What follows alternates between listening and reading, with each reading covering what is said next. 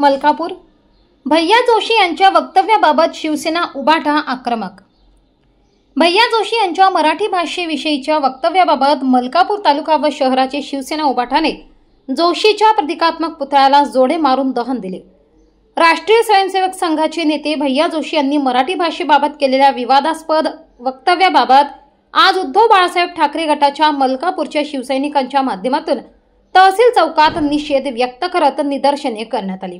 यावेळी शिवसेनेचे वसंतराव भोजने, जिल्हा प्रमुख दीपक चांभारे पाटील, तालुका प्रमुख गजानन ठोसर, शहर प्रमुख राजेश सिंग राजपूत, विधानसभा संघटक राजेंद्र काजळे, शकील जमादार, गणेश सुशीर, साजिद खान, श्याम जाधव कोथळकर आदींसह शिवसैनिक उपस्थित होते.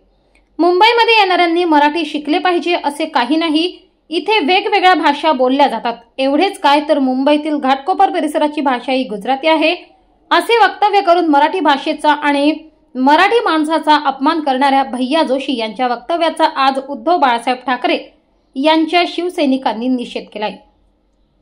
ज्ञानेश्वर सावळे, MG न्यूज, मलकापूर.